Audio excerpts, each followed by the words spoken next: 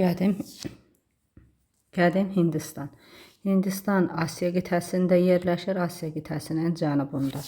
İndiyə qədər keçdiyimizdən, məsələn, Şumerlər Asiya qitəsində idi, Çin Asiya qitəsində idi, Hun dövləti Asiya qitəsində yerləşirdi, Hindistan da Asiya qitəsində yerləşir. Hindistan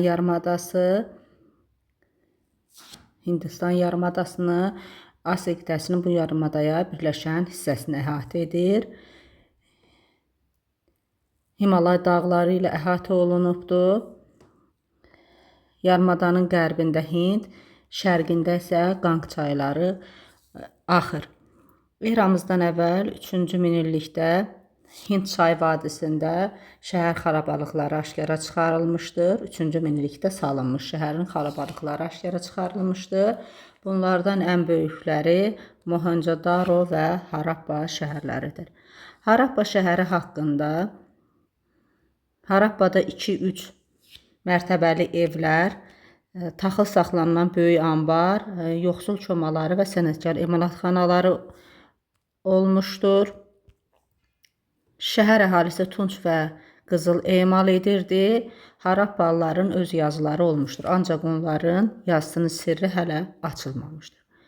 Mohenjo-daro şəhərində isə əhali içməli su təchizatı ilə təmin edən su kəməri, kanalizasiya sistemi olmuşdur və eramızdan əvvəl 2-ci minillikdə əhalisi şəhəri tərk etmişdir, amma səbəbi bilinmir. Eramızdan əvvəl 2-ci minillikdə köçəri Ari tayfaları şimal-qərb ərazisindən Hindistana gəlmişdir. Ari tayfalarına racələr başçılıq edirdi. Arilər yerli əhali ilə qarışaraq oturaq həyata keçmiş, əkinçiliklə məşğul olmuş, qonşuluq icması halında yaşamışdırlar.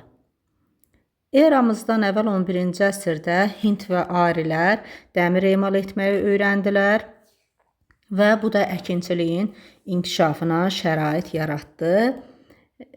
Bu dövrdə Hindistanda əkinçiliklə yanaşı maldarlıq, sənətkarlıq da inkişaf etmişdi. Racələr yığılan məhsulun və heyvan balalarının bir hissəsini qonşu icmaların əlindən alırdılar.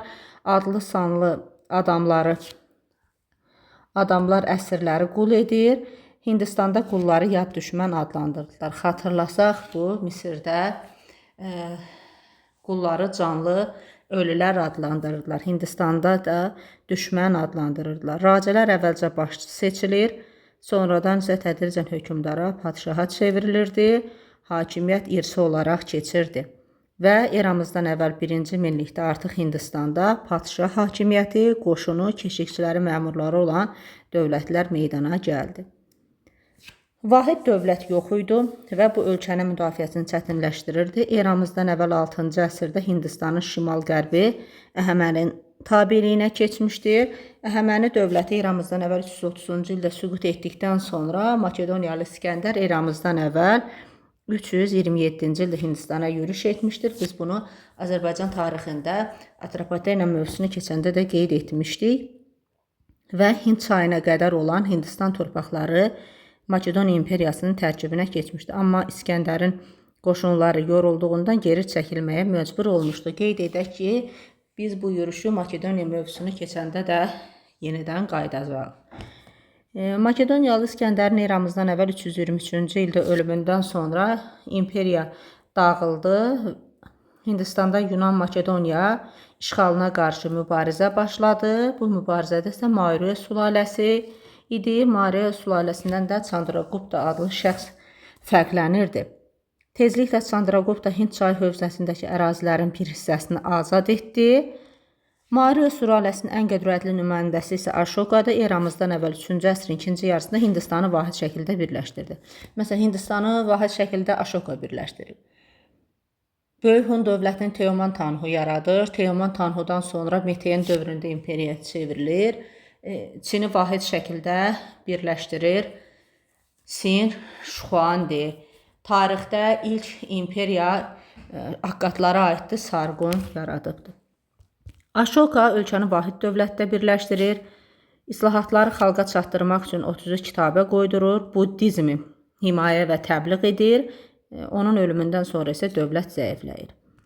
Eramızdan əvvəl 180-ci ildə Maurya sülaləsinə son qoyulur və Hindistan yenidən ayrı-ayrı dövlətlərə parçalanır.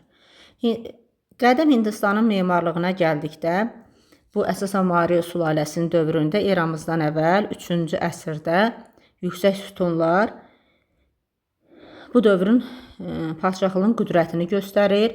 Hər sütun bütöv daş parçasından yonulmuşdur. Bu parçaların birinin üstündə 4 aslan heykəli vardı. Bu aslanlar keşikçi kimi hər tərəfə baxaraq sanki dövlətin sərhədlərini qoruyurdu. Eramızdan əvvəl 1-ci əsrdə daşdan yonulan darvaza da çox gözəl incəsənət abidəsidir. Heykəltərəşlər bu darvazanın naxışlarla bəzəyib Hindistanın zəngin bitki və heyvanlarını, əfsanə qəhrəmanlarını, əhalisinin gündəlik həyatını təsvir etmişlər. Qədim Hind memarlıq abidələrinə gülləli tikililər və mağara məbədlər daxildir.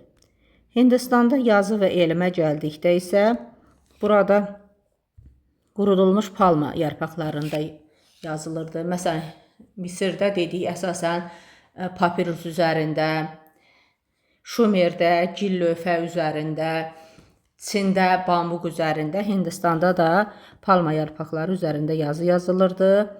0 rəqəmini gətiriblər riyaziyyat elminə.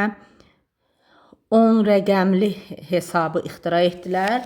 Onluq sistem desək, Misirdə, Şumerdə 10 rəqəmli desək, Hindistanda kvadratın və kubun köklərini çıxara bilirdilər və dünyanın yer kürəsini şar şəklində təsvir edirdilər. Şahmat oyununun vətənidir Hindistan və onu özləri 4 növ qoşun oyunu adlandırmışlar. Hindistanda dini inanclara gəldikdə Hinduizm dini yaranmışdır.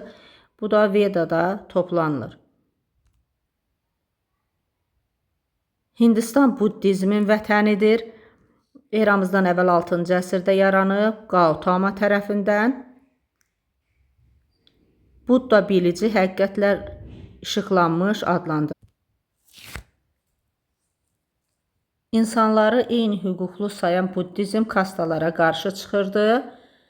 Kasta irsi hüquq vəzifələri olan insan təbəqələridir.